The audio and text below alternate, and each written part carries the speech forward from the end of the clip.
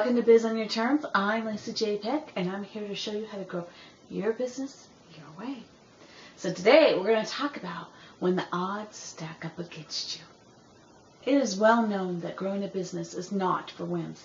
It takes hard work, dedication, focus, and a touch of luck. Even with all that, sometimes the odds still stack up against you. There comes times in our business and in our lives where events start piling up, creating what looks like an insurmountable obstacles. So what to do when the odds are stacked against you? I like to share what I learned when the odds stacked up against me. Recently, I ventured into a move from Utah to California. I had a lot of big work engagements coming up, so I was going to make the move. I needed to do it fast in order to be available for the event I had previously committed to. Just like any big project, I set out the goal in April to move to California before July. My family and I committed to the move and put up our house for sale. We had an unusual home and thought it might take a year or 2 or 3 to sell. To everyone's surprise, including us, our home sold in 2.5 days after listing. We now had a deadline to get out of the house. We traveled back and forth to California looking for a home. We put out many offers and lost many offers. We soon learned that it is not so easy to buy a home in California. After much worry and stress, we finally secured a home that we eventually learned had a tax lien on it. We established a rental and purchase agreement with the owner, then launched into an indomitable task of packing. 10 years, 10 people, some pack racks for some family members, lots of stuff. We had just finished packing our trailers of stuff, which were on their way to California when we got the call that our house was no longer available. Despite the contracts we had in place, the house, without our knowing, had been foreclosed on. There we were, stuck halfway to California, and we had no home. Often in business, when you're on a worthy pursuit, you may run into some major challenges. I call it the universe's way of checking to see if you really want it. When you decide that you are being checked by the universe, the first step is to determine if the goal is still something you want and is going to be worth the price to get it. Sometimes what you're going after is a nice dream, but when reality strikes, it becomes apparent and is simply not worth the effort. If the goal has lost its luster and it's clear that it's not something that you want to go through all the grief it will cost to obtain, it's best to reevaluate and maybe make some different plans.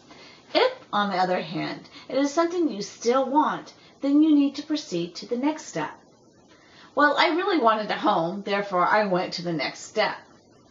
In a room absent of couches, chairs, or any furniture at all, I sat down on the floor in the midst of a half-filled box and looked at my brother and husband.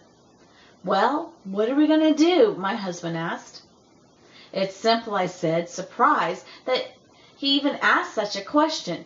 "We're going to go to California as fast as we can, find a house, and move in by the end of next week." It was Thursday. "That's impossible," both my brother and husband said. "Fine," I said, "then early next week." Still not possible. I looked at the both of them dumbfounded. Why were they fighting me on this? Of course this is what we were going to do. "Okay," they said, and they shrugged. They didn't want to get in my way. I didn't blame them. I didn't want to get in my way either. Don't mess with Mama Bear when it comes to her home. I was more than determined. This was my home we were talking about. I was going to do whatever it required to get that home. I didn't care what got in my way. This kind of determination is not the easiest to have and may only pop up in circumstances of real need. But when you have it, it's powerful. And I know that anyone else who has this kind of determination will find a way. When we left for California, a lot of obstacles truly tested my resolve, including traffic jams that made it so we traveled only 2 miles in 2 hours. We literally crawled into California. I was the only one in the car, whooping and hollering when we made it across the state line. Woo-hoo! Woo-hoo! That symbolized, of course, crawling into California was truly rich for me. When our van started overheating, I knew that was absolutely the test of endurance. As we drove, I kept an ongoing communication with our realtor and would tap the screen of my phone to view virtual displays of homes. I lined up homes to see, and the realtor communicated with me and with the owners. We pulled into town about 7 p.m. We often hear our advice to play bold in business and life. My interpretation to do that is to do things others wouldn't think to do. Before we pulled into town, I turned to my husband and said, I want you to know I have every intention of buying the house tonight that we are going to look at. He laughed at me. Yeah, right. 3 hours later, I had a verbal agreement from the buyer. We were going to close on Wednesday.